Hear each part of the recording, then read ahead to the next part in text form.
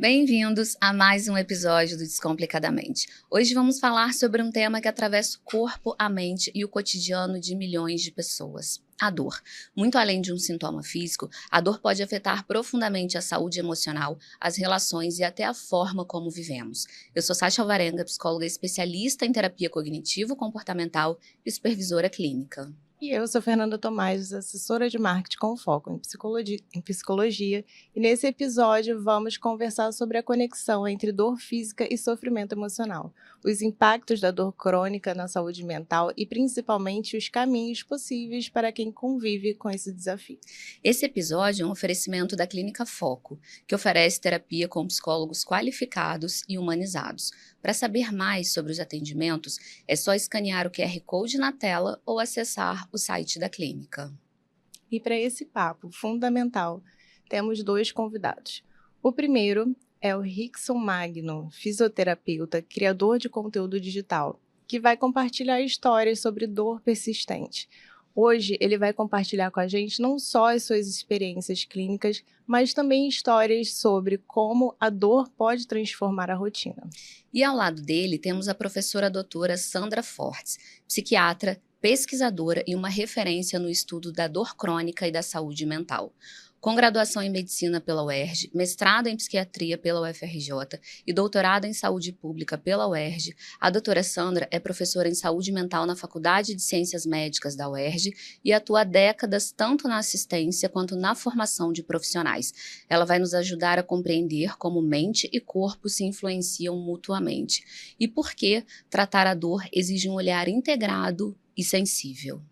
Então já se inscreve aqui no canal, deixa o seu like, compartilha esse episódio com alguém que convive com dor diariamente. E vamos descomplicar? Bem-vindos ao Descomplicadamente. Sejam muito bem-vindos, é um prazer e uma honra ter dois grandes especialistas para bater esse papo com a gente, né, que é tão importante. Bem-vindos, obrigada por estarem aqui. Muito obrigado pelo convite. Muito obrigada, é um prazer estar aqui. Bom, e para a gente começar, a gente queria começar perguntando para a doutora Sandra qual é a relação entre mente e corpo e como as emoções afetam a dor e vice-versa. Então, esse ponto é um ponto básico, para a gente deixar bem claro aqui como é que as coisas funcionam, né? Não são coisas separadas, não existem emoções e dor. A própria cultura fala isso, né? A gente fala em dor de cotovelo, por exemplo, né? Mostrando que uma emoção muito dolorosa, como uma perda amorosa, dói.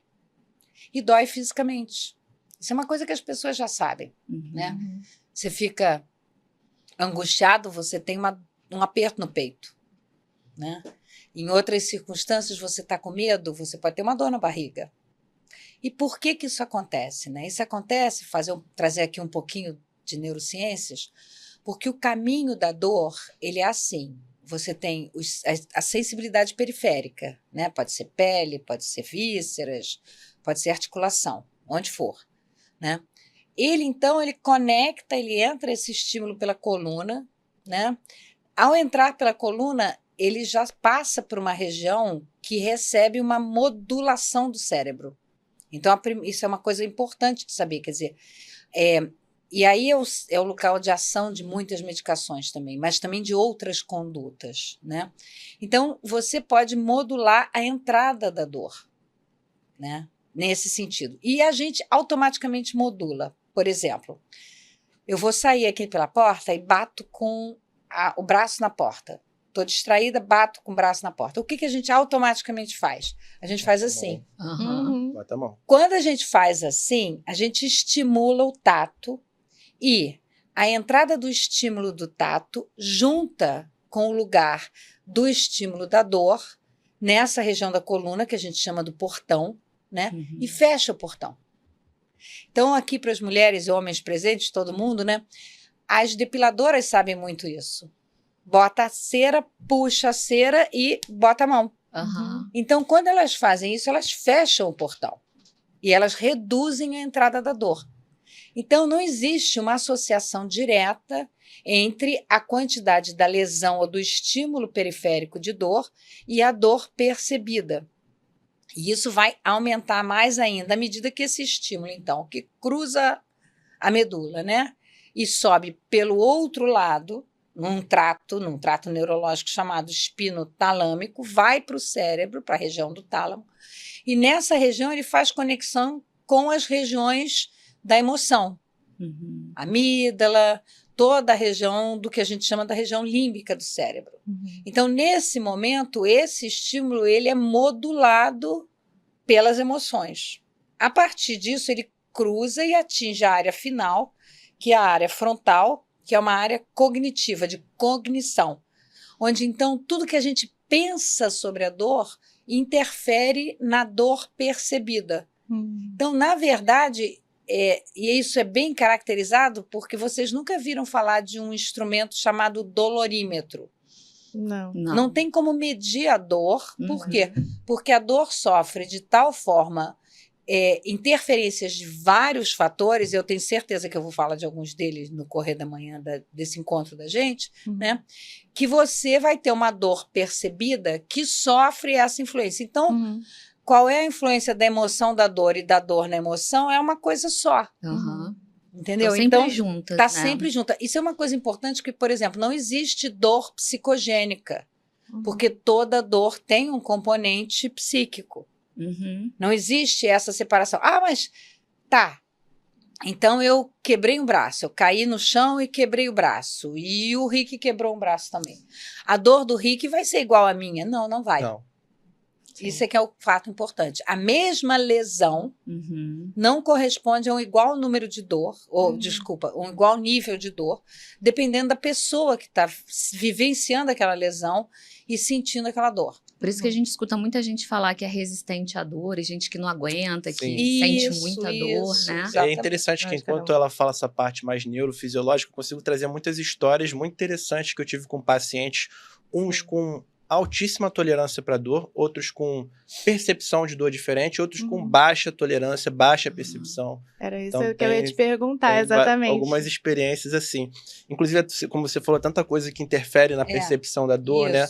E tem questões culturais, ambientais, a história da pessoa. Por exemplo, falando em cultura, existe eu não vou saber o nome, perdão, uma tribo indígena que eles têm aquele rito de passagem de colocar a mão dentro do negócio da formiga. Você viu?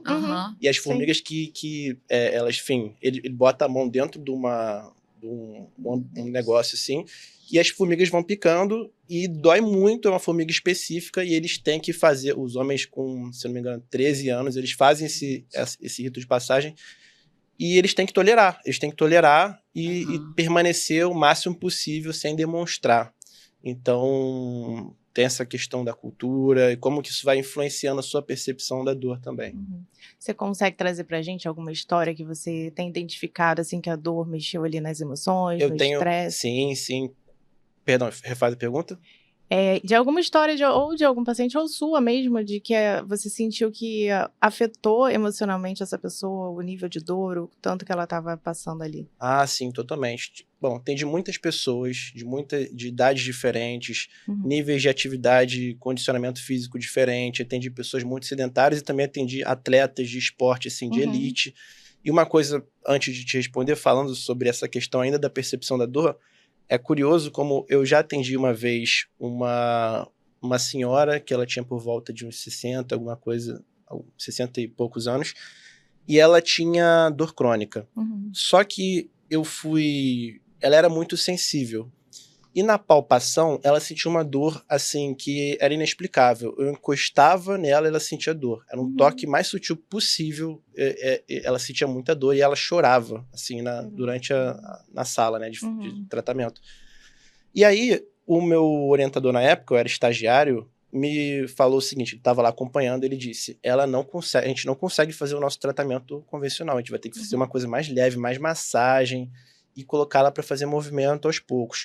Então, assim, eu observei na minha frente uma pessoa que com um toque suave, sutil, a pessoa chorou na minha frente. E, por outro lado, aí que vem a outra realidade, eu atendi atletas de MMA. Atendi um lutador que lutava no UFC, Ronaldo Jacaré é o nome dele, e ele era o extremo oposto, assim, parecia que ele era imune à dor. E a gente tinha um aparelho lá que ele serve para diminuir justamente a percepção da dor, que é o choquinho, né? Como é conhecido o choquinho da fisioterapia. E, enfim, ele estava com uma dor devido a uma lesão que ele tinha, a gente ia usar durante um determinado momento, por um certo tempo, lá uns minutos. 30, 40 minutos. E quando eu liguei o aparelho, eu ia aumentando, é porque assim, a gente pergunta pra pessoa o quanto ela tolera do choquinho, né? Vamos falar assim. E eu ia aumentando, aí eu cheguei no ponto onde mais ou menos eu sei que as pessoas já falam assim, tá bom. Aí eu cheguei lá e ele disse, não estou sentindo nada. Aí eu caramba. Aí eu, tá bom. Só termo assim, pra vocês terem uma noção, uma comparação, era mais ou menos na forma que o aparelho ele media, era mais ou menos no 40. Enfim, não importa o que é 40, mas quando chegava em 40, a pessoa já, pô, tá bom, não aguento mais. No caso dele, foi aumentando. E fui perguntando, ele, tô sentindo. Não, pode aumentar muito mais, Rickson. Dobra, Rickson. Caraca, ele é meio psicopata assim, também, né? E aí, até assusta, né? Porque não e aí, eu cheguei no 120, aí ele falou, acho que agora tá bom. E eu falei, cara, eu nunca tinha visto ninguém nunca vi nada parecido. O único outro que eu vi chegar perto dele era o amigo dele, lutador também. Caramba, então já então, dá pra assim, entender que porque são pessoas que são expostas naquele ambiente, né, onde literalmente o trabalho dele é lesionar outra pessoa e ser lesionado, o mínimo possível, no caso, né?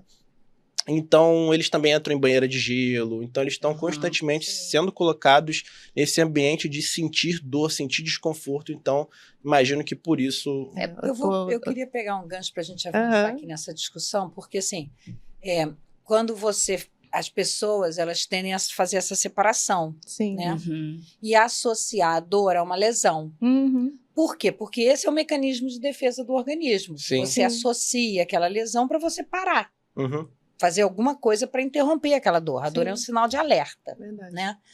Mas o que a gente verifica é que tem fatores que a gente chama de fatores predisponentes, desencadeantes e de manutenção e de agravamento da dor. Então, por exemplo, a gente tem dados muito importantes de que mulheres, por exemplo, que sofreram violência sexual e física, e homens também, né?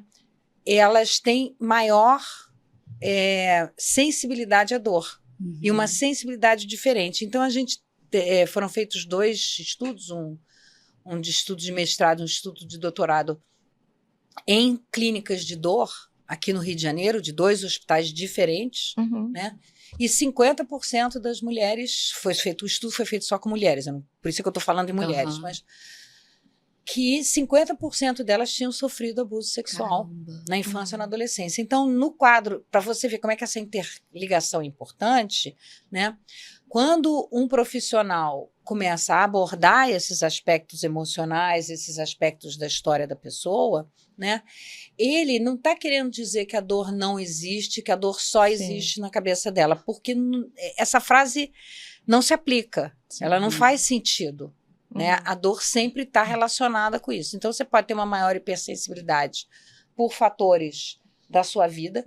Você pode ter maior sensibilidade por situações desencadeantes. Então, se você estiver passando por um quadro depressivo, por um quadro ansioso, essa sensibilidade vai aumentar.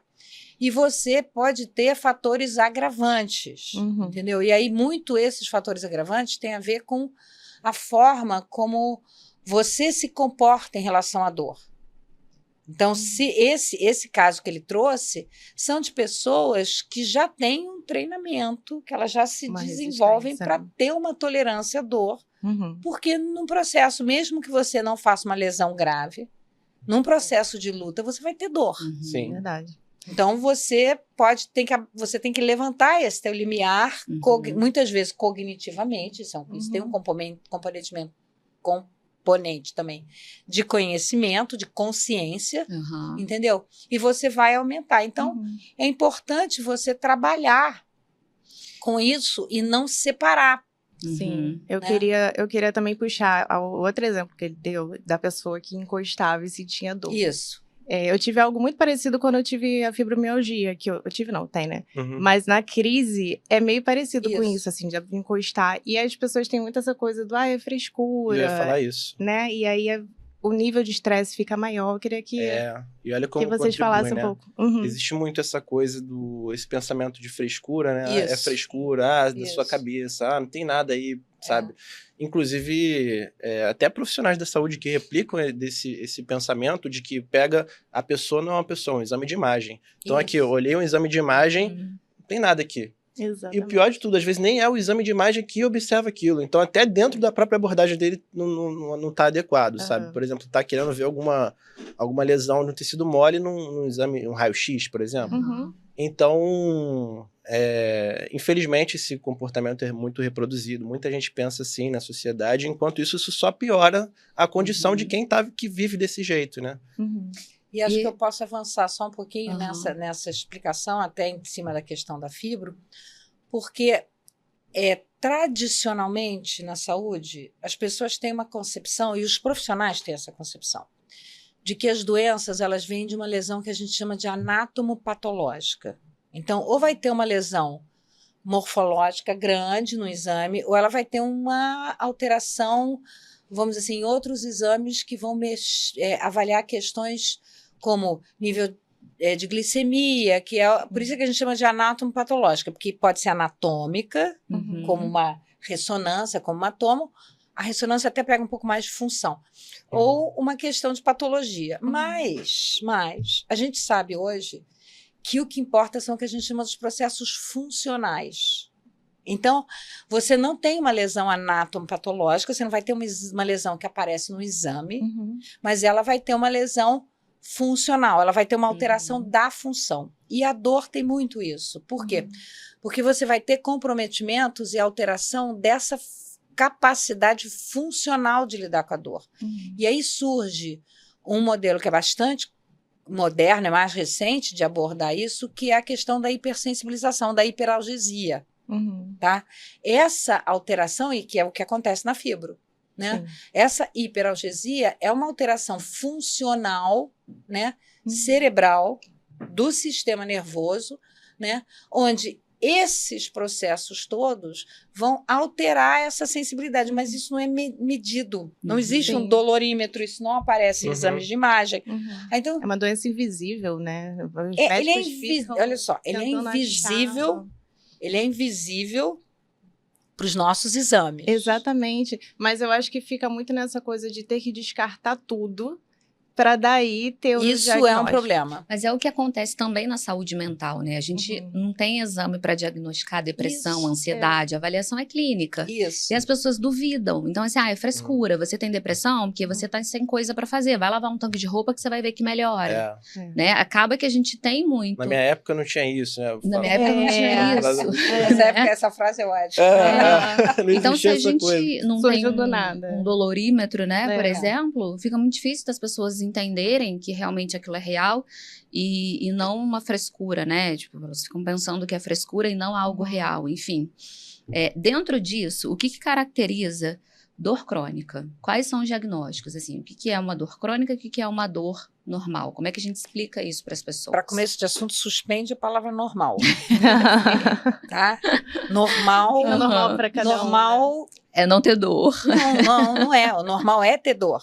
A gente não vai ter uma vida sem dor. Então, isso a gente tem que entender para não só precisa, aceitar. quanto não existe. Sim. A mesma coisa eu quero ter uma vida amena, sem problemas.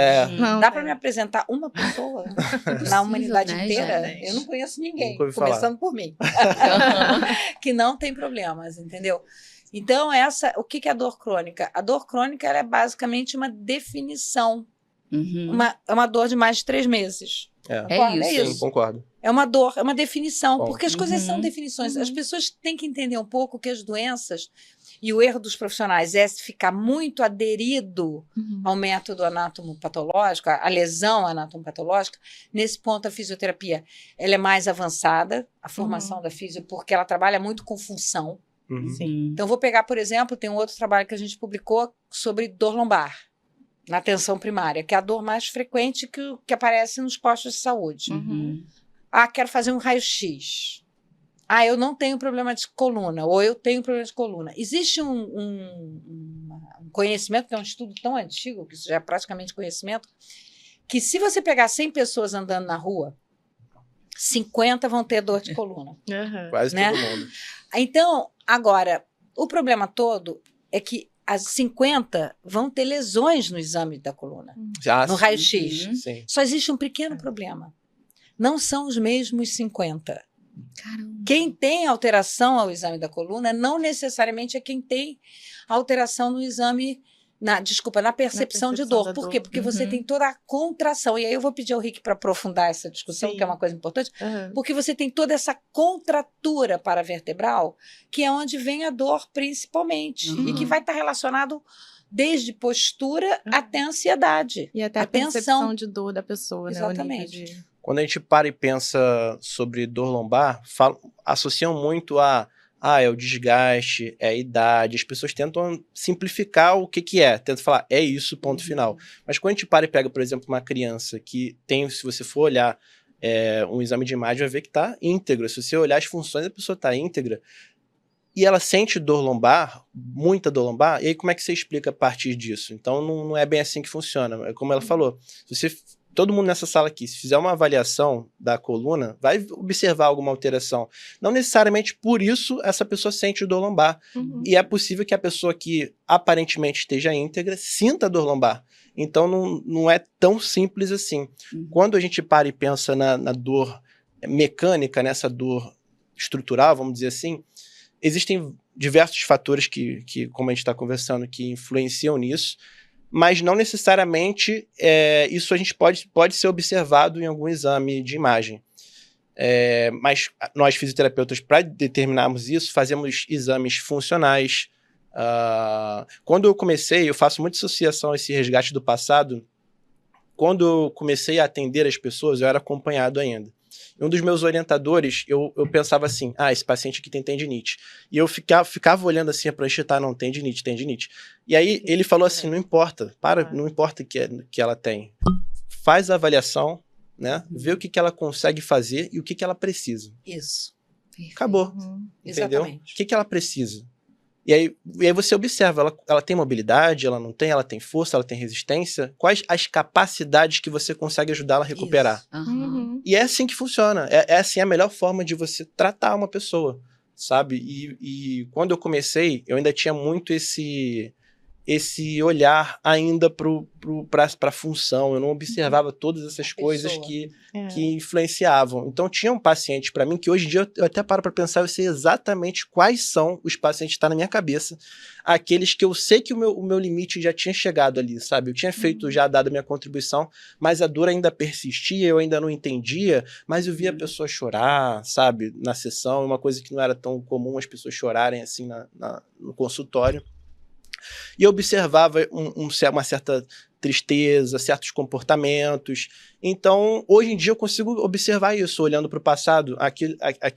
Eu já tinha dado minha contribuição. Então, de repente, é o que eu, como a minha falta de experiência, não me condicionou a fazer esse bate-bola, que é uma coisa até que a gente vai falar daqui a pouco, sobre essa falta desse trabalho entre os profissionais. Você sentia que era uma coisa mais emocional ali, Total, né? É uma coisa que tem...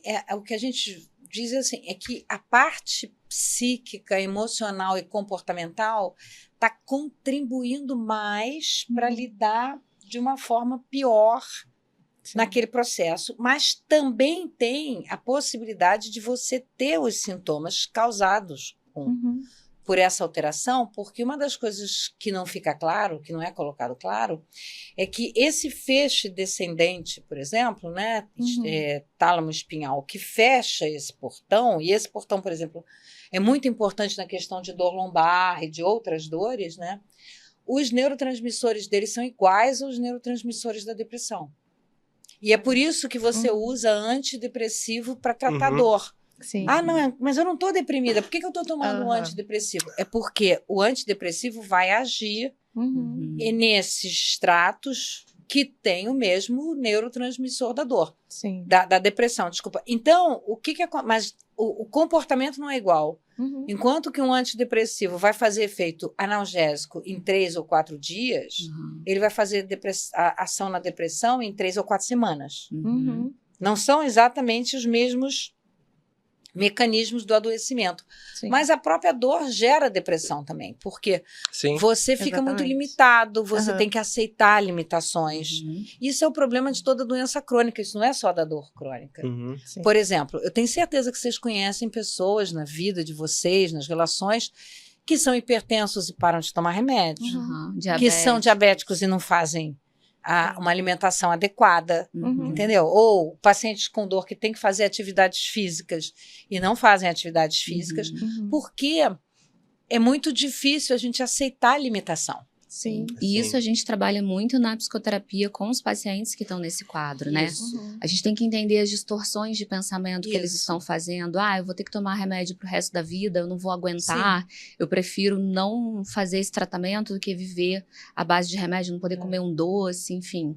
A gente tem que trabalhar também a aceitação dessa nova condição, né? Do que pode ser feito, você vai fazer, e o que não pode, a gente vai precisar aceitar e entender que agora faz parte da vida. É isso. Então, a gente vai trabalhando a parte cognitiva, comportamentos, porque de repente Isso. vai ter que aderir a uma atividade física, então vai ter que mudar comportamento, Uhum. né? Então, a gente vai vendo que os vários profissionais, eles vão entrando com uma contribuição, e aí precisa desse trabalho multidisciplinar, Isso.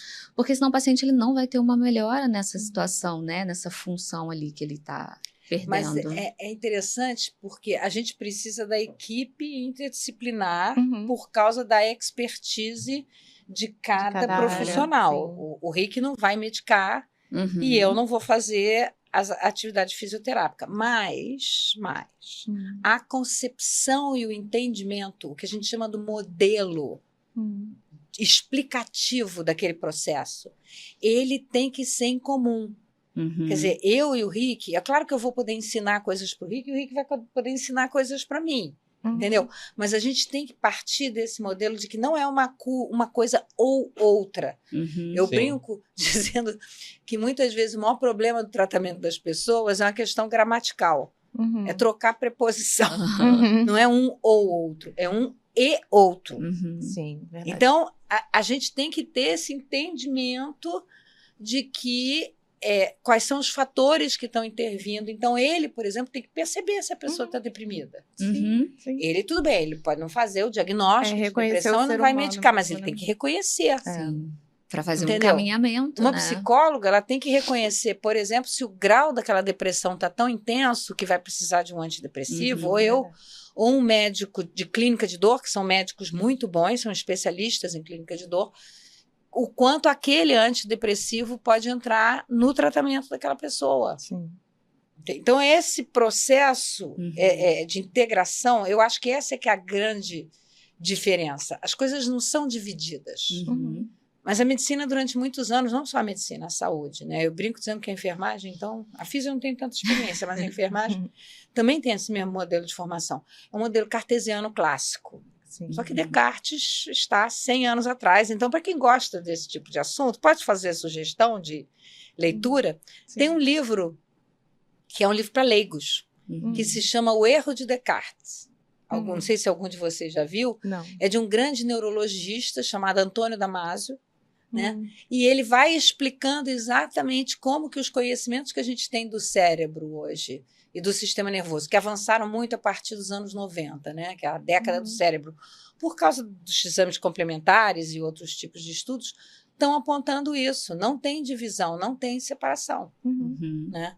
E aí você vai trabalhar. Isso é muito complicado, por exemplo, na dor lombar, né? Que a pessoa fala, não, mas essa separação ela vai construir a busca de soluções mágicas. Uhum. Porque é um trabalho integrado e o principal ponto do trabalho integrado é a pessoa. Uhum. Eu tive uma paciente uma vez, na época que eu trabalhava com dor, na época que eu estava na UFRJ, hoje eu sou da UERJ, né? E que ela falava o seguinte, que ela tinha uma dor que não melhorava, mas que ela era uma dona de casa muito cuidadosa, muito, como é que se diz, perfeccionista, Uhum. e ela não conseguia aceitar que ela não podia mexer o armário para varrer atrás do armário, Uhum. entendeu? E a gente falava, olha só, não dá mais para mexer no armário. A dor não vai melhorar. Sim. Você não vai melhorar da dor se você não parar de mexer o armário. Uhum. Ah, mas como que eu não vou mexer o armário? Aí vão dizer que a minha casa não está limpa direito. Uhum. Aí começa esse aí já julgamento. E aí isso era um caso para psicologia. psicoterapia, né? Vamos entender Ela que tem foi colocada qual é o significado. num grupo, Uhum. porque isso é uma coisa importante. A gente lá na UERJ fez durante muitos anos grupos com fibromialgia. Uhum. Os grupos são muito bons. Porque as pessoas vão ajudando umas às outras na convivência Sim, sim. e na adaptação aos Perfeito. processos de dor crônica. Uhum. Que você estava falando da diabetes, Uhum. né? Ah, eu não posso comer doce nunca mais. Não, não é que você não pode comer doce nunca mais. Você não pode comer qualquer quantidade de doce a qualquer momento para o resto da vida, mas Todos você os pode dias, comer né? uma fatia de bolo uma vez por semana. Mas as pessoas vão fazer esse 8 ou 80, né? Sim, ou eu como sim. a quantidade que eu quero, ou então Como é que eu é o não nome posso comer disso em nada. termos... a distorção tudo ou nada. Isso. Ou eu como tudo que eu quero, ou então não vou poder comer nada. Isso é um padrão cognitivo É. que a terapia cognitiva Que comportamental ela dá atua conta. maravilhosamente bem. Outro padrão cognitivo na dor, né? É a da catastrofização. Isso. Eu não vou aguentar viver com essa dor, minha Uhum. vida acabou, eu não vou poder fazer mais nada. E não, você vai poder fazer, não como antes, mas a gente Sim. vai encontrar um caminho ali que dê pra você fazer, né? Então a gente tem que trabalhar essas distorções. Você vê isso Sim. também na... Eu observei muito isso que a gente foi conversando, e sobre as nossas profissões, é como se nós, tinha mencionado com ela, é como se nós tivéssemos uma caixa de ferramentas para lidar com o mesmo problema. Eu tenho minhas ferramentas, você tem as suas ferramentas, ela tem as ferramentas dela, mas a gente lida com o mesmo problema.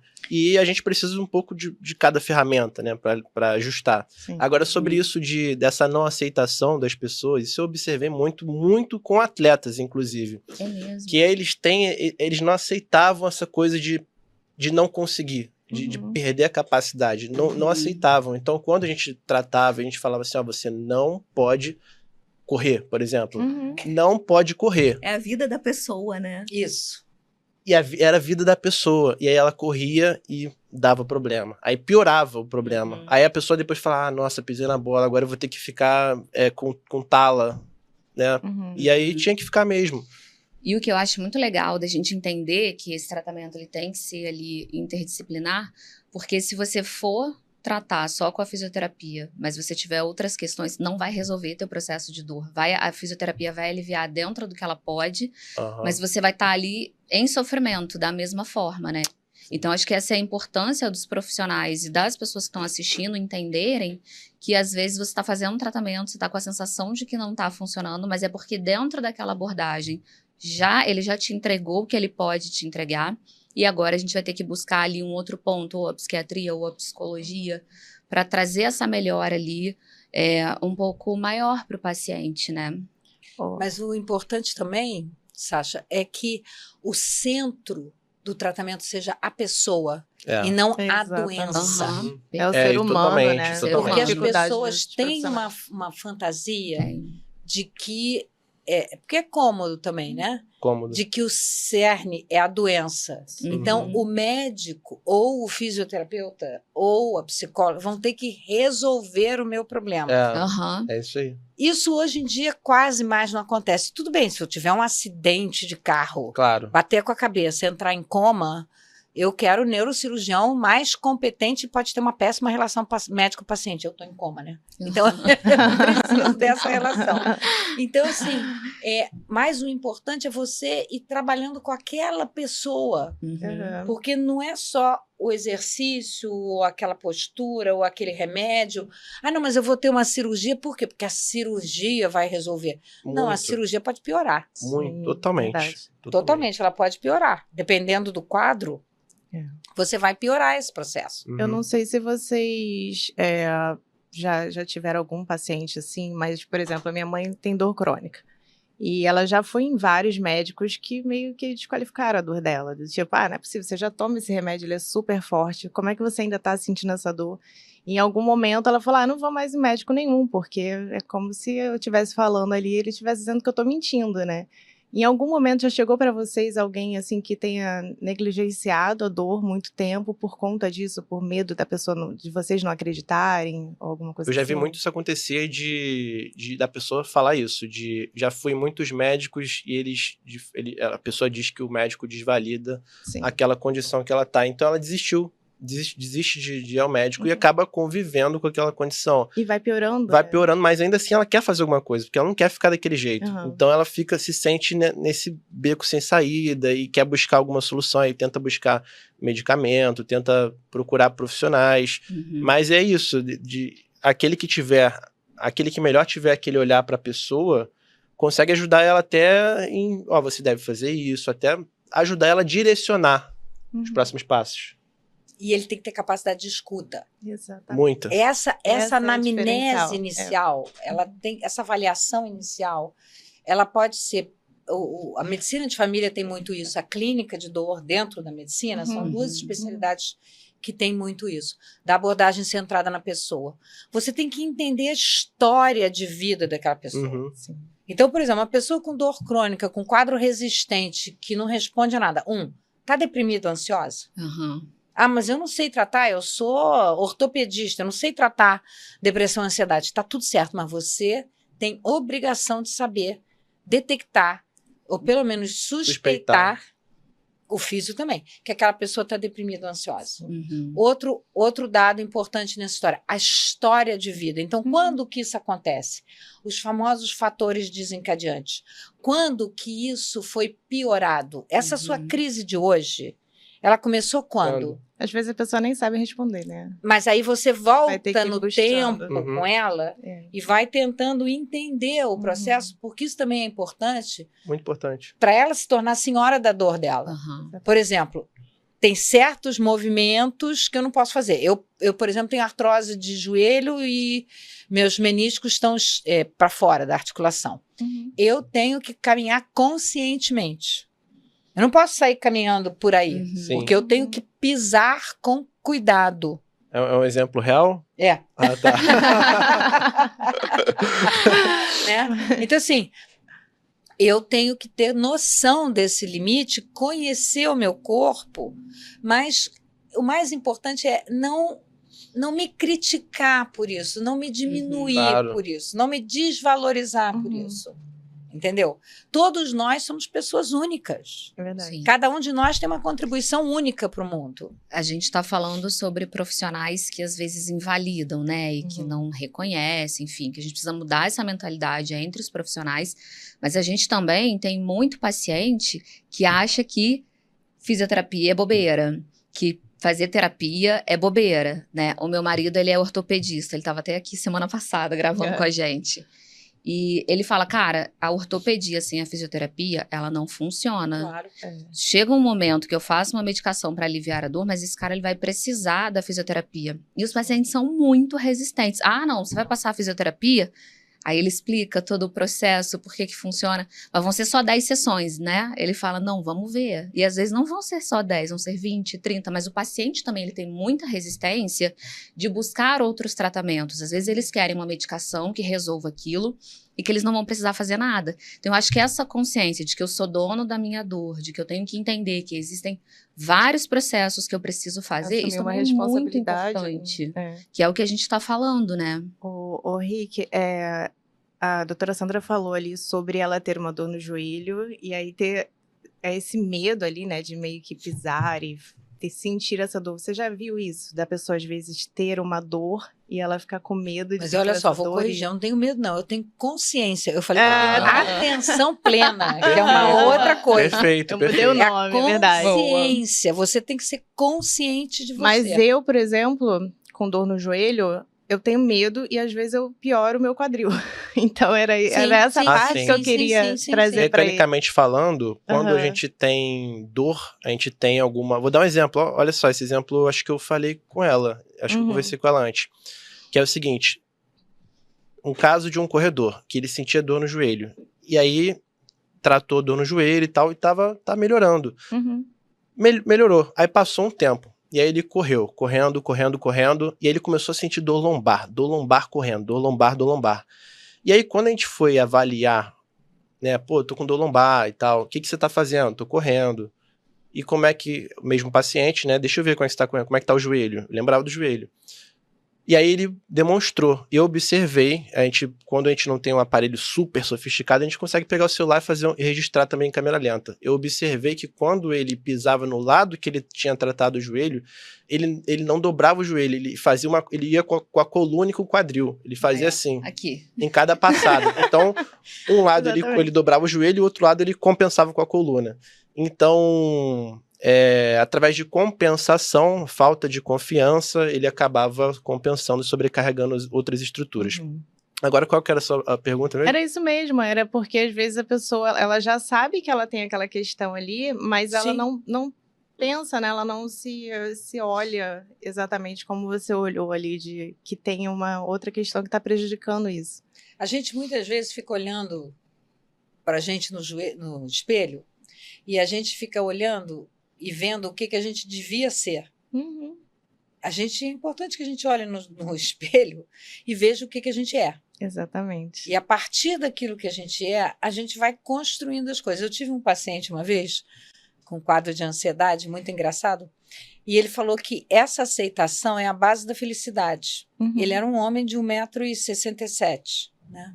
65 e tal. Ele falou, por exemplo, eu gosto muito de esporte, e eu gosto muito de carro. Eu até posso correr, posso ter como hobby corrida de kart, essas coisas todas. Mas eu não devo me preocupar em jogar basquete. Porque com 1,65 m, jogar basquete vai ser complexo. Mas correr no kart vai ser ótimo. Um homem de 1,95 m vai ser bom de jogar basquete. Mas entrar no cockpit de um kart vai ser difícil.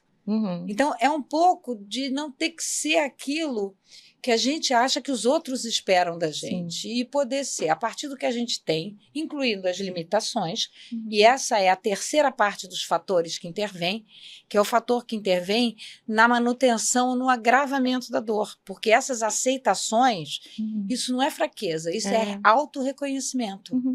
Entendeu? Então, aceitar que está deprimido.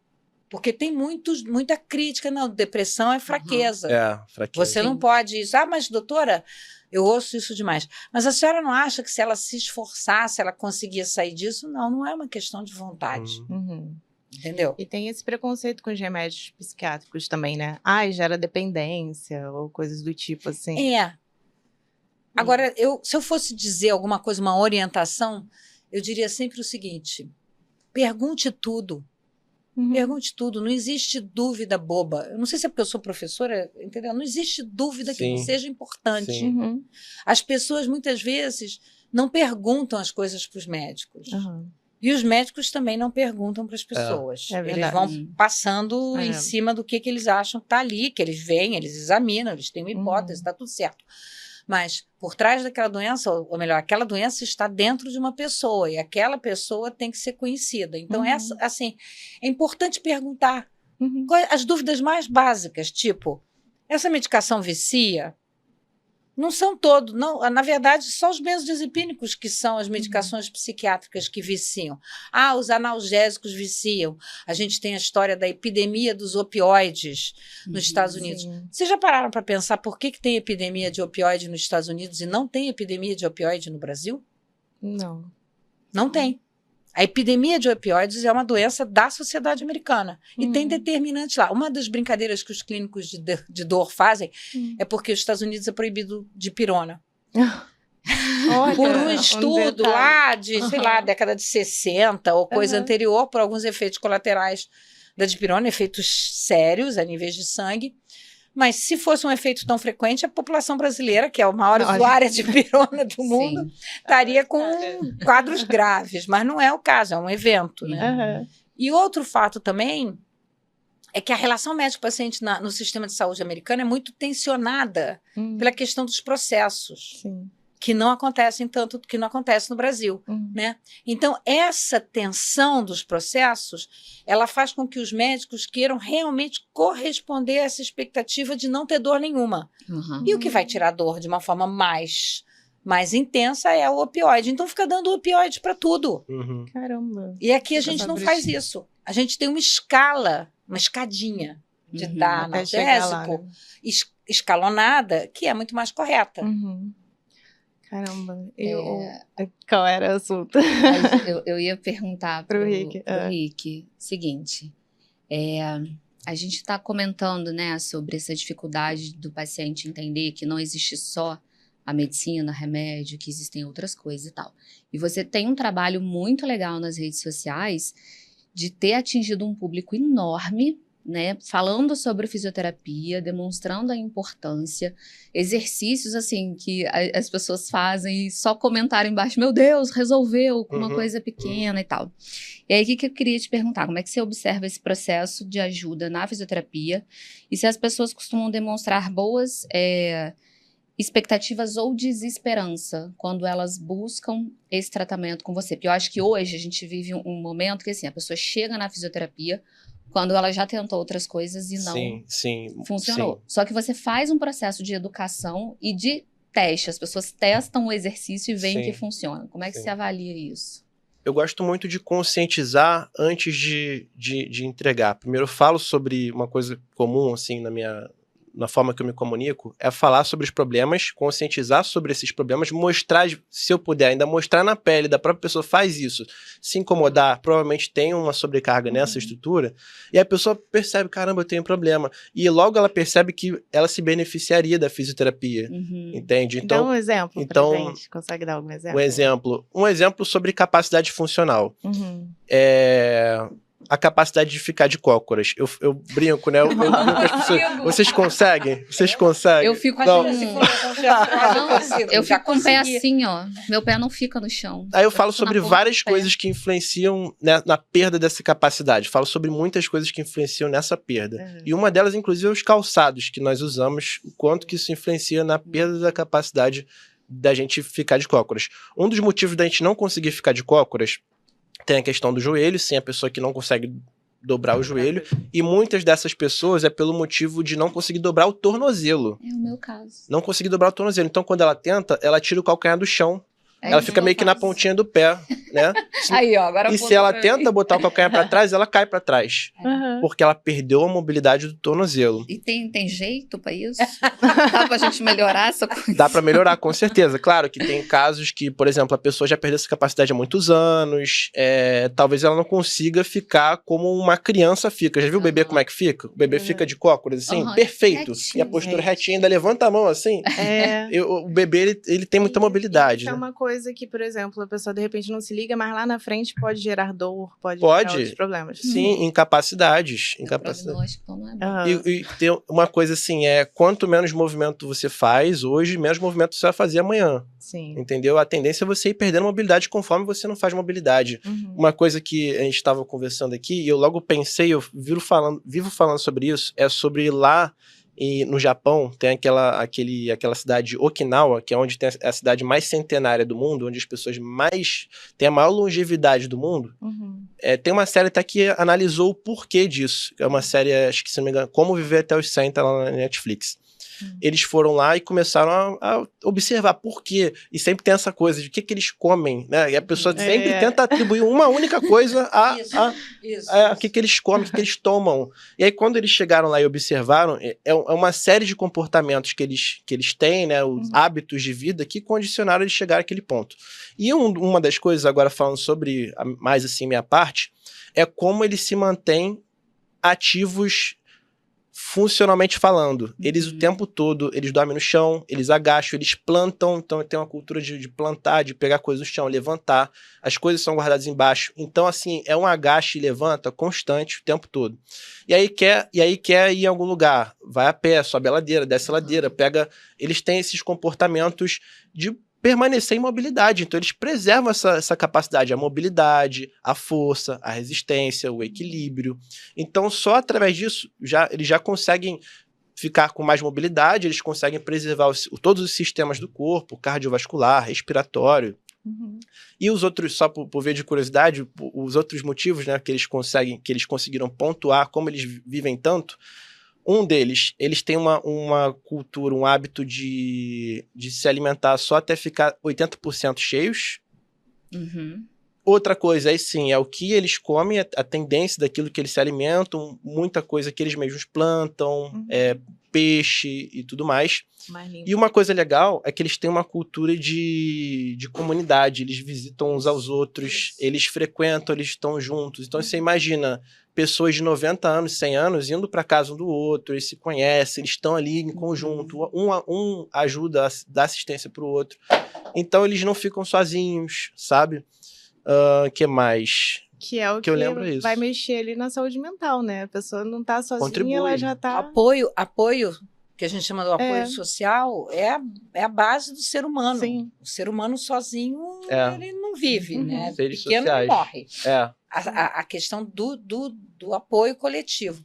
Tem um estudo muito legal de neurociências, que é uma coisa bastante surpreendente para a maior parte das pessoas, é que no que esse trato da dor está subindo, né, até chegar aqui na região da frente do cérebro, ele faz uma série de conexões em nível nas regiões de mesencéfalo, giro do cíngulo, etc. E 2 tratos que vêm separados se juntam. E um desses é o trato que reconhece ou que traz a informação da dor física, da nocicepção, que a gente chama, que é essa dor periférica, e o outro traz a sensação de dor de rejeição social. Então, nesse momento, eles se juntam. Eu estou trazendo isso porque assim, as pessoas ficam achando que quando a gente fala essas coisas, isso é mera filosofia. Como eu estou dizendo, dos anos 90 para cá, os estudos estão mostrando que tudo isso que a cultura disse, que as pessoas sabem intuitivamente, é verdade no sentido da explicação do mecanismo. Então, a junção desses 2 tratos, isso é um artigo, são estudos feitos por uma autora americana chamada Naomi Eisenberg, para quem gosta de procurar isso, eles se juntam. Então, você não tem mais essa separação. Então, se você tiver com uma rejeição muito forte, a dor vai piorar. Se você tiver com uma dor muito forte, a tua necessidade de apoio social vai aumentar. Caramba. Porque eles vão trabalhar junto nesse processo do trato da rejeição. E isso faz sentido. Por que faz sentido, né? A gente falou aqui que a dor é um sinal de alerta, né, de risco. Para o ser humano, rejeição social é risco. Você não ter apoio social é risco para a tua vida. Você não vai sobreviver sozinho, entendeu? Então, elas se juntam como se fosse assim, uma área que diz, olha só, isso aqui é risco. E eles vão juntos, então. Então, realmente, isso que ele está falando, da construção das redes de apoio, do contato, funciona muito bem. E por isso que a gente tem uma experiência, por exemplo, em termos de saúde mental, de que os grupos de dor crônica, os grupos de fibromialgia, eles têm um resultado muitas vezes superior aos grupos individuais. Lá na UERJ, a professora Fernanda Hillebrand, ela faz uma pesquisa já na clínica de dor, que a UERJ tem uma clínica de dor forte, né, tradicional, muito antiga, e faz esse trabalho com os pacientes, que tem, por exemplo, associação de quadros depressivos ansiosos importantes. É melhor você fazer a construção de grupos de suporte do que fazer uma terapia sozinha, utilizando os conceitos que a Sasha está trazendo, as questões cognitivas, né, tratando também os quadros depressivos ansiosos, mas criando. Ela vê que não está sozinha nisso. Você cria esse apoio. E justamente esse grupo vai fazer você sentir que você pertence e vai, inclusive, diminuir a dor, né? Nossa, é incrível. E olha que legal, eu trabalhei em uma clínica que ela não tinha divisão, ela não tinha paredes, assim, não era salas, era aberto, tinham macas e os pacientes estavam ali uns do lado dos outros. E alguns chegavam naquela tristeza, aquele desânimo, aquele sofrimento da dor, claro, e também por perder alguma capacidade, enfim, chegavam de um jeito, e quando chegavam lá e começavam a se conhecer uns aos outros, conforme todo mundo estava ali se tratando, eles começavam a gostar muito de frequentar aquele lugar, a ponto de que até eles chegavam lá sorridentes, completamente diferente do começo. Então eles chegavam animados pra falar sobre algum assunto com o outro, porque já ficavam amigos. Ficavam no mesmo horário, né? Ficavam no mesmo horário. Sim. E quando era noite, a gente conseguia pegar e sair, vamos comer um negócio, vamos Ai, jantar que e tal. Pô, era legal. bacana, imagina, Já os monta um pacientes, grupo. os fisioterapeutas, todo mundo junto. Então virou uma coisa tão gostosa, assim, sabe? Um tratamento, eles chegavam felizes, e eles iam contentes, eles não faltavam, eles escutavam e se preservavam melhor. Uhum. Então isso faz todo sentido, isso que a gente tá conversando. Mantém ali. Exatamente. Você já, o Rick, aproveitando que você falou essa questão da melhora, que as pessoas vão evoluindo ali, você já notou, assim, algum paciente que chegou ali muito estressado, e aí depois, com o tempo, as dores Muito, melhorando, você viu muito, que foi... muito. A ponto até de que a gente tem aquela escala subjetiva da dor, né, de 0 a 10, escala visual analógica, quando a gente avaliava, era algo perto de 10, assim, insuportável. E quando é insuportável mesmo, Uhum. a pessoa sente tanta dor que ela fica até meio agressiva, sabe? Você não consegue Uma muito... irritabilidade. Irritada, fica extremamente irritada, não age normalmente, não tem o mesmo nível de capacidade de raciocínio. Então, eu já vi gente, inclusive, é porque quando eu trabalhava nessa clínica, era uma clínica que atendia muitos atores da Rede Globo. E ele é um ator famosíssimo, assim, famosíssimo, famosíssimo. E foi essa a primeira impressão que eu tive dele, que ele chegou em sofrimento, estressado, essa coisa. E a gente, né, era uma hernia de disco cervical, que ele não conseguia fazer micromovimentos e não conseguia dormir, não tinha conforto pra nada, nada, nada. Então, foi o primeiro tratamento ali de pegar e tentar trazer pelo menos com que essa dor subjetiva saísse de algo perto de 10 para pelo menos 6, 7, sabe? Para que ele sentisse algum conforto, conseguisse dormir. E aí quando ele chegava depois, ele ficava, Rickson, consegui dormir, cara, obrigado. Pô, Era o básico, né? aí eu tava conhecendo ele, aí eu conheci ele, entendeu? Como ele era, porque assim, isso aconteceu muito, em muitos casos, quando é uma coisa muito incapacitante, quando é uma dor muito, muito forte, tem essa coisa da pessoa chegar de um jeito, ou desanimada, ou estressada, e aí depois, conforme a gente for tratando, ela vira sua melhor amiga. Ai, que legal, né? É bom a gente ver Sim. essas histórias. porque Gostoso realmente demais, ver que tem uma melhora, que tem Eu uma queria falar só evolução. mais uma coisa sobre essa coisa dos tratamentos que não funcionam. Aham. Muitos pacientes que eu pego, porque eu costumo dizer, né, que eu sou psiquiatra, então quando o paciente com dor vai parar na minha mão, muitas vezes eles vêm de clínicos de dor. Uhum. Então já são quadros mais avançados. Mas o que você vê é realmente um tratamento que não foi feito adequadamente. Sim. Ele não foi feito por tempo suficiente. Uhum. A dificuldade de aceitar que o tratamento também é crônico. Se a dor é crônica, o tratamento é crônico. Não vai ser da noite Não pro vai dia. ser. Não, e você vai ter que viver lidando com aquela limitação. Eu tinha uma amiga, quando eu trabalhava na UFRJ, que ela dizia que a clínica da dor é a clínica do apesar de. Você vai se divertir apesar de ainda ter alguma dor, você vai sair, você vai viajar, você vai na festa da família, você vai trabalhar, você vai fazer compras, apesar de. Uhum. Entendeu? Mas é isso. Mas você vai ser feliz, apesar de. Sim. Tem um caminho, né? Tem um caminho. Uma mentalidade que eu acho importante, assim, a pessoa que sente dor, a pessoa que tem alguma incapacidade de ter, é não pensar muito nisso que foi pontuado anteriormente, sobre essa coisa de 10 sessões. Isso é uma coisa Nossa, que as principalmente pessoas... plano de saúde, né? É porque isso é uma coisa totalmente comercial, sabe? Uma É. coisa de a ver com plano mesmo. É o pagamento, 10 sessões, 10 sessões. Aham. E quando, na verdade, pode ser 2, pode ser 30, pode... Sabe? Depende. Aham. Pode ser crônico, vai Pode ter que ser fazer crônico, sempre, pode ser uma né? manutenção que tem que ser feita constantemente. Uhum. Então, essa é uma mentalidade ruim que eu acho que a pessoa tem que pensar primeiro nela, na saúde dela, e sair daquela condição, melhorar, se tornar mais funcional, mais capaz, né? Eu digo que sempre dá para ser mais funcional, sempre. Isso. Uhum. Apesar de... Apesar de. sempre dá mais para ser mais funcional. E, o Rick, tem algum exercício que você possa indicar aqui que a pessoa possa, pelo menos, tentar fazer e ver se ela tem alguma questão, que ela possa se ligar e buscar ajuda? Eu vou fazer aquela brincadeira do... Não necessariamente ela tem que buscar ajuda, a não ser que sinta dor, tá? Nesse teste aqui. É um teste de mobilidade do ombro que eu fiz, que foi esse meu primeiro vídeo, que inclusive que eu fiz, que teve bastante audiência, que era um teste de mobilidade do ombro. Ele avalia a sua capacidade de, como se fosse coçar as costas. Tanto é que o nome do teste é teste de coçar teste de coçar.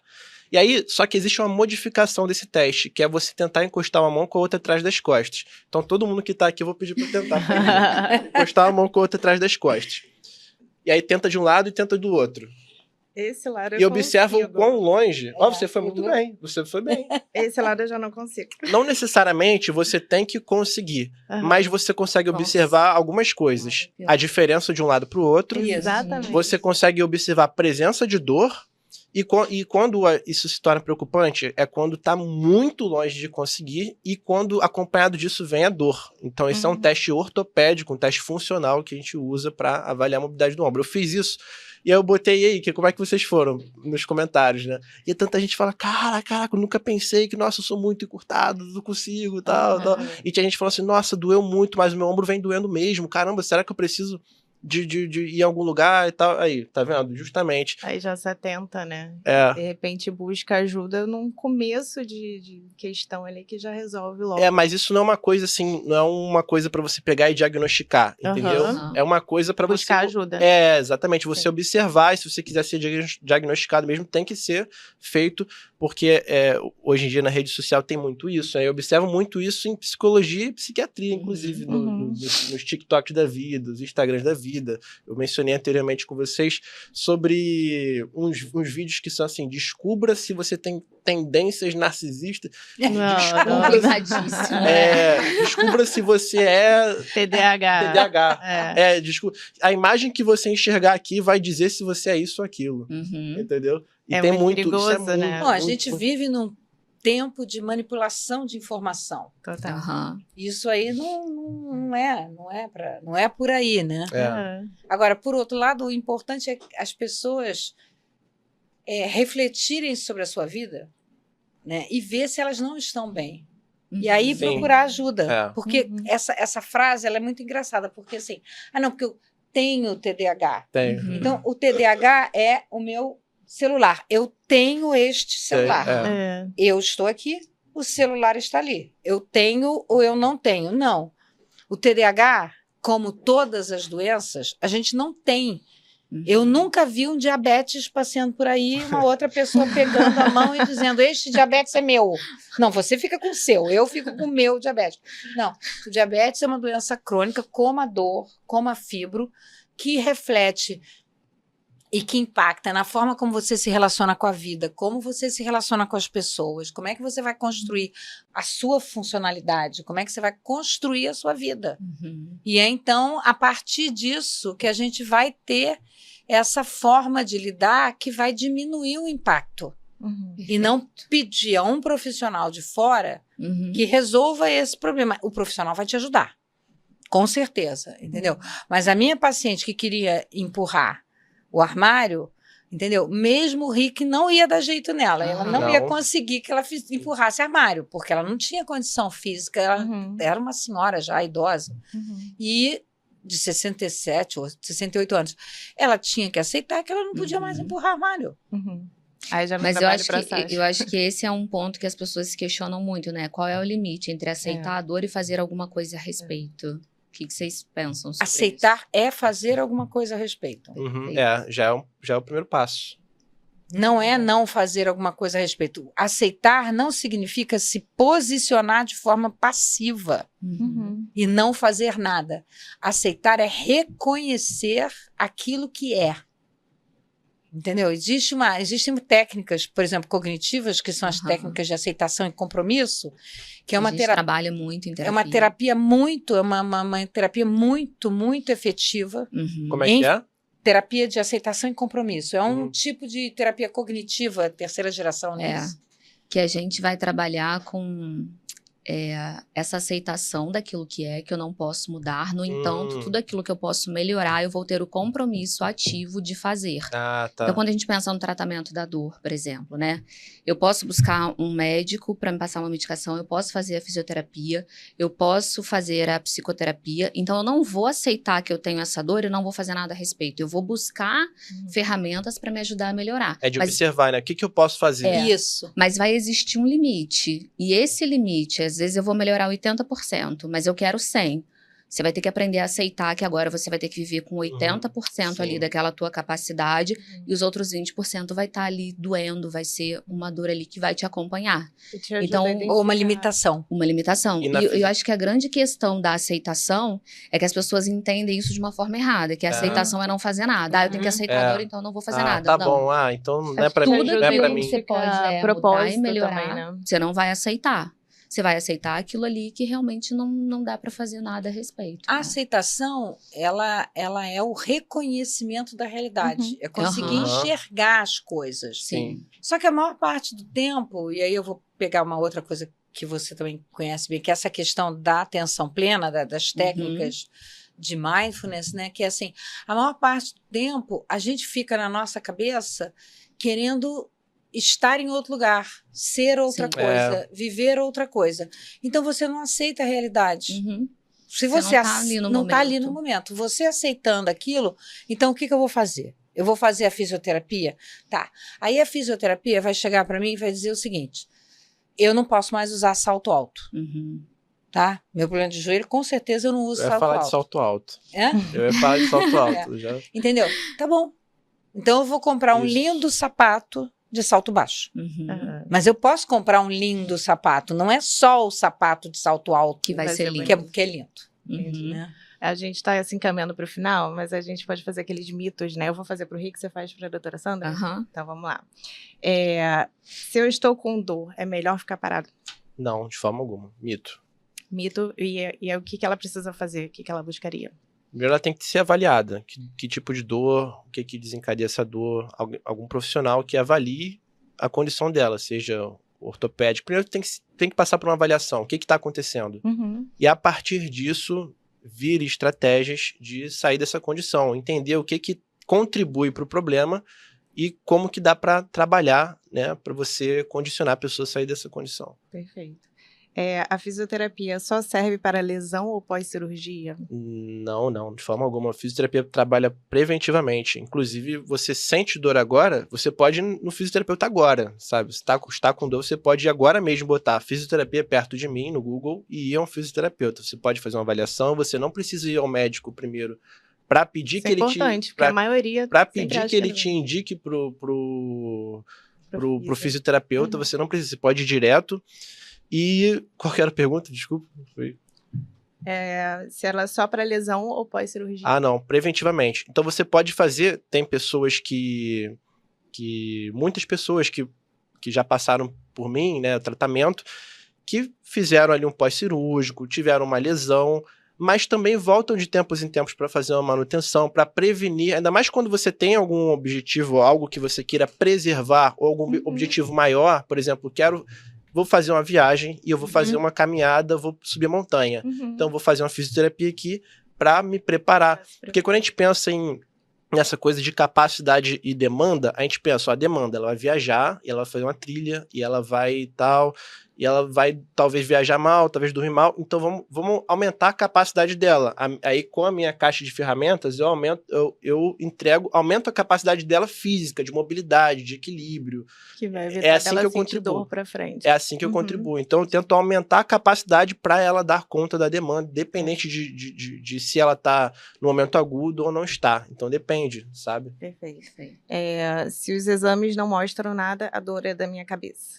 Não, mito. Mito que a gente vê. Que a gente já falou aqui Já da falou fibromialgia, conversando. por exemplo, né? As perguntas para a doutora Sandra, acho que a gente já passou em Falta várias. só uma aqui. É só uma, né? Não, falta uma aqui dele. Ah. Se vou melhorar, se encontrar o ponto exato da dor e tratar ali. Se você encontrar o ponto exato da dor, bom, você diz assim, dor pontual, dói tal lugar. Então, quando você dói tal lugar, você vai, por exemplo, pro fisioterapeuta, a gente vai avaliar o que está acontecendo, o que pode ser aquilo, será que é alguma condição ortopédica, será que é alguma limitação de função, então a gente vai ver o que pode estar... Foi meio que você falou, né, às vezes é uma dor no quadril, mas que ela vem por conta do... Exatamente, né? e aí a avaliação, a gente entendeu o contexto da pessoa, a história, uma coisa falou sobre a história, e eu acabei não mencionando, eu sempre pergunto, você já teve uma lesão antes? Já lesionou esse ombro antes? Você tem alguma coisa que vale a pena mencionar? Sim. Aí, de tantas vezes que eu perguntei isso, muitas vezes vem alguma história importantíssima. Sabe, quando eu era criança, eu caí da árvore, sabe? E é sério, isso acontecia muito, muito, muito. E aí começava a fazer sentido. Por que tinha essa alteração mecânica? Por que a pessoa vem compensando a vida toda? E aí a gente conseguia entender um pouco melhor. Então dá pra gente tratar assim um ponto, uma dor específico, pontual, né? mas a gente precisa aumentar nossa compreensão sobre essa dor pontual. Pra gente conseguir, a gente sempre só consegue ajustar a ferramenta quando a gente sabe qual que é a peça que precisa de qual ferramenta, entendeu? Então quanto mais a Uma gente... vez é importante a escuta do profissional de saúde. Exatamente. Então, E para a doutora Sandra, a gente já passou em várias, mas eu vou refazer só para a gente fazer esse finalzinho. A dor é sempre um problema físico. Eu trocaria a frase para a dor sempre tem um componente emocional. Perfeito. Quem sente muita dor e não tem alteração nos exames está inventando. Não, a dor é basicamente uma alteração funcional. Então, ela não existe em exames para medir dor. E muitas das alterações, como a fibromialgia, que são alterações funcionais, no caso com a hipersensibilização central, não tem alterações nos exames. Então, não existe uma correlação entre o achado de exames e o grau de dor. Dor e depressão não tem nada a ver uma com a outra. Ao contrário, elas têm tudo a ver. Dor gera depressão e depressão gera dor. Tratar a dor com antidepressivos significa que ela é só psicológica? Claro que não, ao contrário. Como eu já falei aqui, tanto os antidepressivos são analgésicos, quanto você tratar a depressão concomitante, você vai melhorar a dor. E falar sobre a dor só piora ela. Então, eu vou aprofundar um pouco nessa. A gente ainda não passou. Que a gente ainda não passou por isso. Falar sobre a dor é ótimo, porque se você pega um profissional, e aí realmente os profissionais de saúde mental teriam uma capacitação melhor, mas todos os profissionais em geral, se tiverem essa capacitação, principalmente os médicos, os clínicos gerais, os médicos de família, que são já mais generalistas, ou os clínicos de dor, que têm uma formação melhor para escutar os problemas, ele falar sobre a dor vai ajudar você a entender o processo que dói. E que o teu estado emocional sempre piora ou melhora a dor. Então, assim, isso é muito simples. Se a gente pegar aqui uma situação normal, você está andando na rua, eu gosto muito desse exemplo.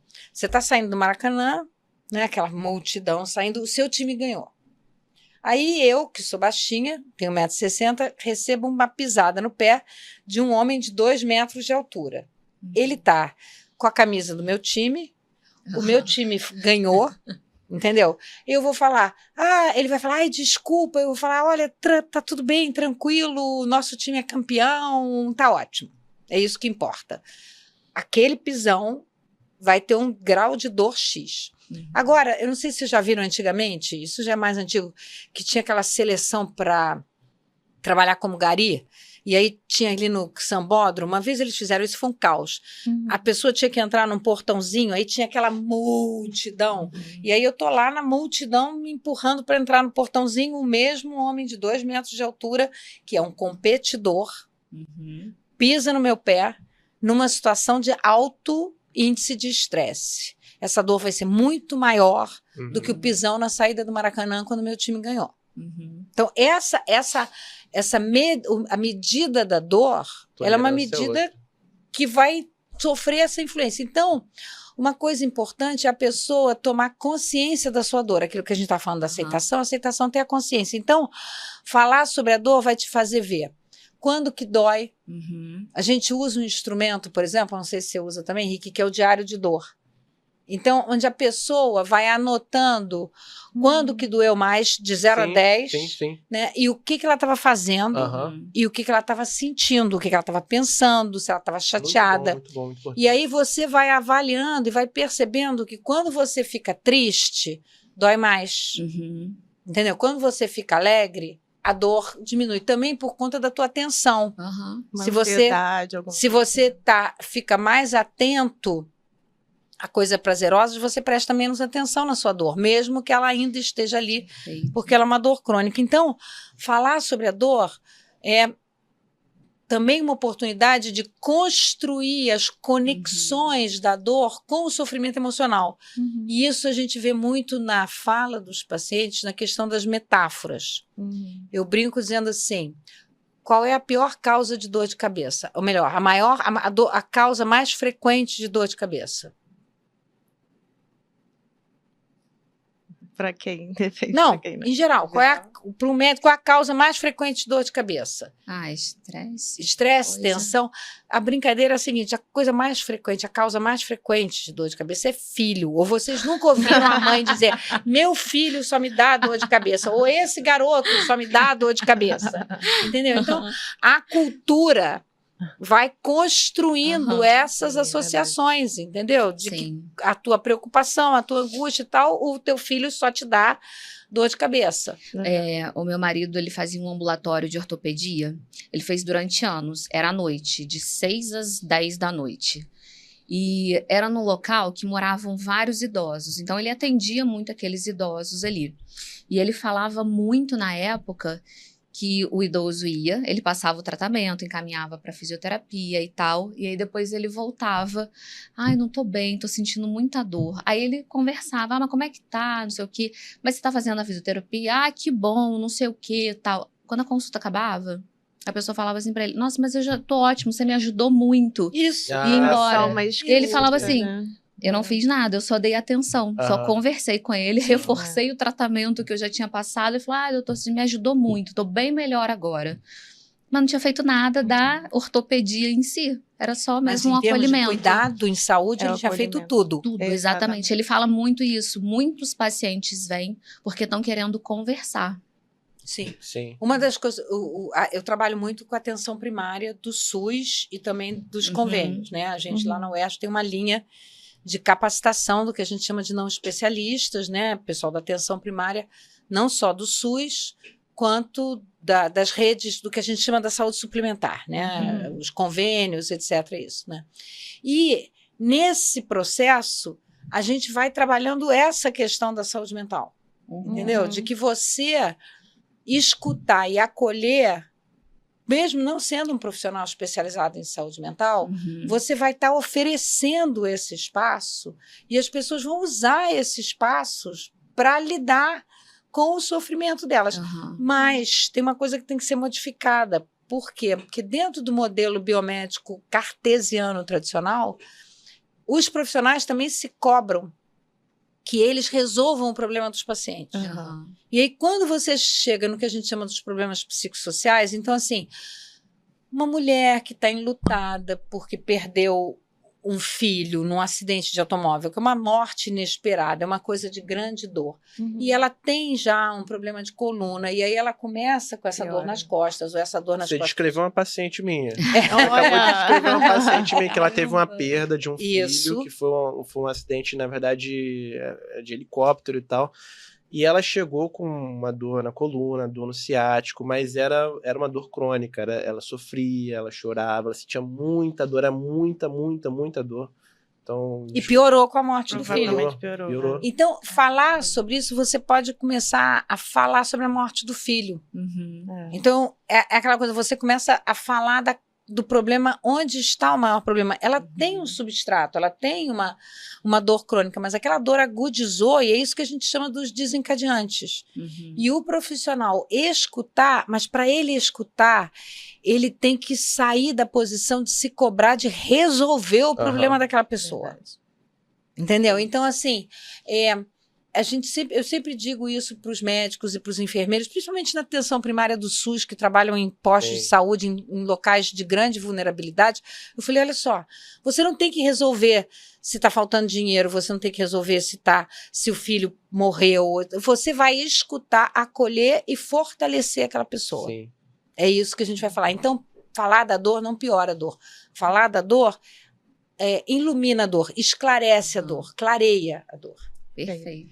E para finalizar, a gente normalmente faz uma pergunta para os dois. Hoje eu quero fazer para 3, porque temos 3 profissionais diferentes. Mas eu queria muito que ele lesse algumas das perguntas. Dá tempo? Dá, eu vou só ler uma Que aqui. ele abriu uma caixinha para os seguidores dele que sofrem de dor e eles tinham algumas dúvidas, né? Entendi, sim. Legal. Acho que é muito legal. A dúvida os realmente pacientes de quem mandaram, os passa pela seguidores situação. mandaram dúvidas. Ó, tem 2 aqui. Uma aqui tá até técnica, ó. Como que você vê a relação entre dor crônica e o estado emocional de hipervigilância constante? Essa... Botaram assim, né, antes. Pra psicóloga. Direcionaram que é pra isso, psicóloga. é pra você. Como que é a pergunta? Como é que você vê a relação entre a dor crônica e o estado emocional de hipervigilância constante? Quando a gente está sentindo uma dor, a gente tende a focar naquela dor, né? Então a gente vai ficar hipervigilante. Essa hipervigilância, ela vai aumentar a nossa ansiedade. Então, como a gente estava falando da atenção plena, eu tô aqui contigo, mas eu tô focada na dor que eu tô sentindo no meu tornozelo.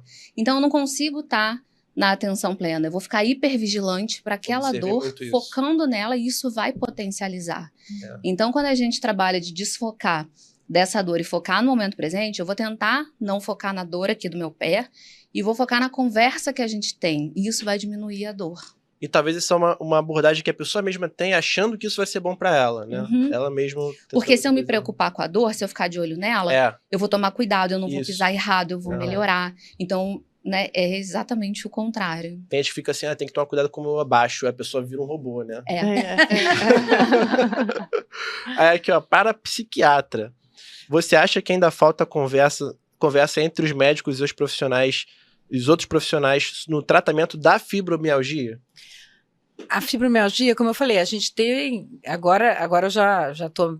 Me afastei, eu ainda trato fibromialgia muito, né, uma das minhas especialidades, mas durante muitos anos a gente teve uma linha de pesquisa na UERJ, e ali na Policlínica Piquet Carneiro, que é a Policlínica da UERJ, ali perto do Maracanã, né, no início ali agora não sei se é início ou final, ali perto da Mangueira, da entrada do cruzamento para Mangueira, a gente teve uma linha e teve grupos de trabalho, e o trabalho é interdisciplinar. Ele, por definição, o cuidado da fibro é interdisciplinar, porque você vai ajudar aquela pessoa a ir, vamos dizer assim, lidando com aquela hipersensibilização que ela tem, entendeu?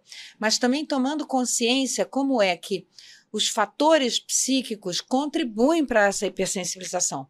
Porque essa hipersensibilização central, que é uma hipersensibilização do sistema nervoso, ela tem vários fatores. As pessoas dizem, mas a fibro aparece, a famosa fibromialgia secundária, ela aparece depois de outras doenças reumatológicas. Sim, você tem uma hipersensibilização também trazida por doenças físicas. Mas você vai ter uma hipersensibilização por estresse, você vai ter uma hipersensibilização por trauma, você vai ter uma hipersensibilização pelo que a gente chama da sobrecarga crônica de situações vulneráveis socialmente. Então, conflitos familiares, pobreza, tudo isso vai te sobrecarregando. E aí você vai fragilizando e você vai fazendo essa alteração central. Eu vou dar até a minha contribuição como portadora, né, de fibromialgia, que eu comecei a tomar o remédio, mas eu não melhorava de jeito nenhum. Eu só fui melhorar depois que eu comecei a fazer terapia, que eu comecei a me exercitar como profissional de educação física, que eu comecei a melhorar a minha alimentação. Então é todo um conjunto, realmente. Na educação física da UERJ, tem um trabalho, um grupo, que é um grupo interdisciplinar maravilhoso. E ele tem educação física, que é a sede dessa proposta de intervenção, que eles têm um ginásio, né, lá na faculdade, e é baseado na atividade física, que na fibromialgia é a primeira linha de tratamento. Não, e você tem que fazer exercício com dor. Era uma coisa que para mim era surreal. Como assim eu vou ter que fazer exercício com dor? Isso. E tem psicólogo, entendeu? Então você tem clínico, tem vários profissionais trabalhando junto. Isso é, como diz aqui no Rio, o do Borogodó. O X da questão é a interdisciplinaridade. É verdade. Todo exercício a gente faz com dor. Quando a gente está fazendo uma reabilitação, um tratamento, a gente faz com dor, mas o exercício certo, o exercício específico, aí a importância, né, do fisioterapia. Mas agora falando sobre uma contribuiçãozinha aqui, sobre dor, sobre como você se preservar um pouco mais, muitas pessoas sentem dor no dia a dia, sentem o corpo sobrecarregar, principalmente em decorrência do trabalho ou da rotina. A pessoa fica muito tempo sentada, ou a pessoa faz muito movimento repetitivo. Então, uma coisa que eu diria, uma dica assim, que eu diria para essas pessoas é observar, né, essa demanda, esse contexto que você está inserido. Então, por exemplo, se você fica muito tempo sentado, uma coisa simples que eu poderia dizer, e eu posso ir além disso, é aumentar as suas pausas da posição sentada. Você interromper essa posição de tempos em tempos. Mesmo que você coloque um despertador, um lembrete, bota até aquele negócio de lembrar de beber água, você bota para lembrar de levantar também. Nossa, pode super associar um ao outro. Levanta para beber água. Levanta boa. pra beber água, exatamente. E aí, além disso, quando a gente para observar a função, como é que o corpo tá nesse momento aqui que nós todos estamos sentados, ó, meu quadril tá dobrado, minha coluna tá dobrada e meus braços estão para baixo. Então, uma coisa que funcional, benéfica para o corpo, para eu preservar o meu corpo e não perder minha mobilidade, é eu fazer os movimentos opostos. Então, se eu tô assim, é interessante eu fazer isso aqui. E não necessariamente, é porque hoje em dia a gente vive muito a cultura do fitness, né? Da maromba. Ajeita aí um Ela já pouquinho. tá aí. Dá uma Ela mexidinha. apoiando aqui, eu falei, mas olha a minha posição, tá errada. Mas só de falar a gente já vai se atentando. Tá? Não, mas a melhor postura é sempre a próxima, tá? Isso é uma coisa importante de falar, porque não existe uma postura padrão que você deva permanecer nela eternamente, até porque você vai cansar. Se você ficar aqui, conta 30 segundos, você vai cansar dessa posição, não vai aguentar mais. Se você continuar insistindo nessa posição, você vai arrumar uma dor lombar, entendeu? Uma dor no meio das costas. Então, um manejo, você tem que ter essa forma de manejo. Fica muito tempo aqui, você pode alterar pra cá, mas daqui a pouco você tem que ir pra cá. E daqui a pouco você legal. fica mais aqui. E olha só, essa cadeira aqui é muito boa. Eu ia falar sobre cadeira também. Não existe a melhor cadeira, existe a cadeira que menos prejudica o corpo, porque o corpo não foi feito para permanecer sentado. Então a melhor cadeira, eu diria, se for para falar melhor, é aquela que te dá mais opções de você mexer nela, entendeu? Então essa aqui dá uma balançadinha, isso aqui é bom, ela tem apoio de antebraço, ela encosta aqui bem. Ela é acolchoada, é bom. Então isso que é importante de você ter numa cadeira. E quando a pessoa não tenha, de repente, acesso a uma cadeira como essa, ela pode improvisar, ela pode colocar uma coisa aqui embaixo, pode colocar uma toalha nas costas, aí depois tira a toalha, depois coloca. Isso é manejo, você manejar o seu ambiente, onde você está inserido. Aí você, por exemplo, trabalha perfurando alguma coisa assim para cima. E aí o seu ombro vai para o espaço em pouco tempo. Então você tem que aumentar as suas pausas. Pausa mesmo, pausa. Porque, inclusive, à medida que você vai trabalhando com isso, seu corpo vai ficando mais condicionado a isso. Mas é importante você perceber os sinais que seu corpo te dá. Um desses sinais é a dor, é o cansaço, é a fadiga, que é para você dar um descanso, entendeu? Então você parar, de repente, se tiver acesso à fisioterapia, você fazer uma massagem, é um manejo, você manejar o seu ambiente. Então, concluindo o que eu ia falar, tá aqui, todo dobrado, quadril dobrado. Então você precisa esticar o quadril, de repente aquele exercício que você aumenta assim a sua passada, você fazer esse tipo de esticada. E nesses tempos que a gente tá muito nessa cultura do fitness, da maromba, vende-se muito essa coisa de que saúde é igual você virar um marombeiro. Isso não é verdade. Não é verdade. Você pegar, botar carga, fazer o maior agachamento. Inclusive, treinar o ego, né? Inclusive, se você for... E olha como é que isso não faz sentido. Quando a gente pensa naquele pessoal lá de Okinawa, a gente pensa nisso, né? Pô, o que eles tomam, que não sei o quê. E aí, quando você analisa, por exemplo, os Estados Unidos, que é onde tem a maior indústria dos remédios, dos suplementos do mundo, é lá onde tem os maiores incapacidades físicas do mundo. E aí você vai pro Japão, onde o pessoal não vai pra academia, não toma creatina, não toma whey protein. E como é que pode? Que o pessoal vive tão bem assim? Gente, ó, a cabeça tá explodindo agora. Como é que pode isso? Entendeu? Isso não faz sentido. Então, não necessariamente você tem que ir pra academia pra preservar a saúde, mas é importante que você faça exercício. O que é o exercício? É caminhar, bicicleta, movimento, esticar os braços, se pendurar, nadar. Então, tem muitas formas de você preservar o seu corpo. O importante é você fazer movimento. E eu concluo, indo um pouco além, como fisioterapeuta, é porque todo e qualquer exercício é muito bom. Uma caminhada é muito bom. Você faz uma caminhada, já está ótimo. Mas se você puder fazer algo que envolva mais mobilidade multiarticular, melhor ainda. Quanto mais você mexe não só as pernas, mas os braços, é melhor. Por isso que recomendo tanto a natação, porque ela é muito completa, né? Ela tem movimentos, braço, perna, coluna, quadril. Então, a natação é muito legal. Então, eu acho interessante um complemento, você fazer... Por isso que existe o Pilates, que contribui de tantas formas, alonga, faz força, trabalha o abdômen e tal. Então, além da musculação, musculação, existem outras atividades muito importantes. Por que eu tô falando isso? Porque tem gente que não se identifica. Com a Pensa musculação. assim, eu não gosto Não gosto de academia. não gosto de academia, eu não quero ficar daquele jeito, eu não gosto das pessoas, sabe? Tem isso E também. tem outras opções. É, né? e tem outras De opções. atividades. E outras opções, Então Perfeito. é isso. Eu vou pegar uma carona aqui, Vai. que vou tentar fazer uma analogia aqui. Uhum. Em termos da saúde mental, né? O que você pode fazer então também, né? Quando está naquela hora, é parar, né? Respira 3 vezes para acalmar, para Situação de centrar. estresse. Qualquer situação, por exemplo, se a dor aumenta, né? Ou Tá. você parar, respirar e olhar para isso Uhum. internamente e perceber o que está acontecendo agora que eu estou com mais dor. Uhum. Mas esse está acontecendo agora pode ser externo, mas ele também pode ser interno. Então, assim, eu me chateei com meu filho e a minha dor de cabeça apareceu. Uhum. Então, começar a fazer essas conexões, mas também dentro de uma forma de reflexão em que você pode parar e vai literalmente respirar naquela situação para ver o que você vai fazer depois de um tempinho Uhum. e não imediatamente. Perfeito. Porque senão você vai reagir na irritação, você vai reagir a partir da tensão, você vai reagir a partir do medo, né? E todos esses piorar. sentimentos só vão piorar a dor. Uhum. A Quanto gente mais tá você tão tem, alinhado. quanto mais você tem consciência sobre as coisas Isso que está agravam, acontecendo, Aham. melhor. você vai tendo mais sobre as tranquilidade. situações, o ambiente, tudo que interfere, melhor. Isso. A gente está tão alinhado que vocês responderam a pergunta que eu ia fazer. Afinal, né? Que é a pergunta final, é que para quem está passando por isso nesse atual momento, então eu vou jogar para Sasha. A gente deu pra nossa finalizar. contribuição. Sim, perfeito. Vou jogar para você finalizar, então. Eu acho que quem está passando por essa situação, acho que a primeira coisa é entender que existe tratamento. Você não precisa conviver com essa dor super intensa o resto da vida, né? Eu acho que quando a gente aceita que existe um problema, a gente se permite buscar ajuda e entender que às vezes a ajuda não vai estar num único profissional. E isso não é motivo de desânimo. É entender que nós somos várias partes e a gente pode buscar na medicina, na fisioterapia, na psicoterapia. Eu brinco assim, se você não se identificou com um psicólogo, vai em outro, até você encontrar o que você se identifica. A fisioterapia é a mesma coisa. Exato, todo mundo vai Sim, ter um é, psicólogo para exatamente. chamar de seu. Abordagem.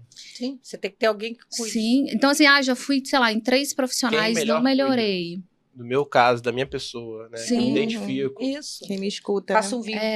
Isso. Exato. Fui em 3 profissionais, não melhorei. Vai em 4, 5, 20, até você encontrar Isso aí. ali algo que te alivie e traga uma vida mais tranquila, né? Acho que pra mim, acho que essa é a ideia. Tem jeito, tem como melhorar. Tem um caminho. É. Gente, obrigada. Eu queria que vocês dessem o recado de vocês. O Rick Vocês atendem onde? Como é que a gente onde encontra? onde acham vocês? Então, hoje em dia, não estou fazendo atendimento, vou voltar a fazer atendimento com clínica, mas no momento não. Estou passando por um processo de planejamento de eventuais negócios. Estou escrevendo um livro sobre um livro de alongamentos e manejo, justamente isso que a gente estava falando de Legal. ambiente. Ele é um alongamento situacionais, por exemplo. A gente está sentado aqui agora, alongamentos para quem está sentado. Uhum. Quem fica muito tempo em pé, alongamentos para quem Eu vou fica muito precisar tempo em desse pé. livro, porque eu fico horas atendendo. Quem dirige, alongamentos para quem dirige. Muito legal. Então, Perfeito. esse é o livro Muito que eu tô bom. fazendo. Esse é o projeto que eu tô envolvido agora. Então, tô Isso. totalmente focado nisso. Meu Instagram, para quem não me conhece, não me acompanha, é Rickson Físio. Tô em todas as redes sociais, na verdade. É Rickson Físio, beleza? Gente, sigam e maratonem os reels dele, que são Muito maravilhosos. E doutora Sandra, da tua Eu recado. sou uma pessoa old fashion, mais idosa, quer dizer, eu sou idosa, né?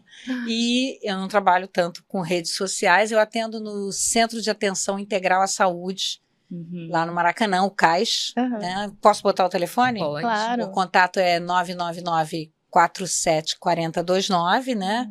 Lá tem outros profissionais, tem profissionais também médicos de família que trabalham com Uhum. acupuntura, que legal. trabalham com com uma coisa que a gente não falou da medicação, que são os canabinoides, Aham. que é algo também muito, Nossa. um grande avanço em Verdade. termos de dor, É, né? isso é Porque eu importante. fiquei mais é. centrada na questão mental. Acho que dava para fazer até um episódio inteiro sobre isso. É, pra gente e trazer eu o tenho também tema. a gente tem também É. psicólogos e eu trabalho com muitos clínicos de dor. Então, assim, o contato é esse. Agora, não é que não tem a mídia social do CAIS, tem. Aham. E na UERJ a gente tem o LIPAPES, que é o Laboratório Interdisciplinar de Pesquisa, né, em Atenção Primária à Saúde, e a gente tem algumas pesquisas que foram desenvolvidas lá e na Policlínica Piquet Carneiro da UERJ, também nessa área de dor, principalmente na área de fibromialgia. Muito legal. Perfeito, então, gente. Muito obrigada. Aí nesse site da UERJ tem coisas até mais acadêmicas, Aham, entendeu? pra quem tem teses, gosta. tem Para artigos, profissionais de saúde Ah, que sim. queiram. para Profissionais profissionais de saúde que importantes. queiram se aproximar, porque é um laboratório de pesquisa de Sim. uma Vou dar universidade. uma olhada, Super hein? importante. Né? Vou Tá bom, entrar lá. qualquer coisa depois você também manda recado por lá que a Ah, gente tá manda bom. mais material. Ah, legal. Ai, que Obrigado. incrível. Muito obrigada, Gente, gente. obrigada. Valeu, gente. Obrigada a Muito obrigado pelo vocês. convite. Tá, Grande muito honra. legal. Prazer. Prazer. Prazer Obrigada é a todo vocês nosso. também que ficaram assistindo aqui até agora. Encaminhe esse episódio para outras pessoas, né? Curte aí, se inscreve no canal e manda sugestão de tema, porque a gente tá atendendo tudo que vocês mandam aí, né? Trazendo pessoas Isso. incríveis para ajudar a gente a lidar com todas essas situações. E a descomplicar. Até a próxima. Valeu, Obrigada. minhas queridas. Obrigado. Obrigada.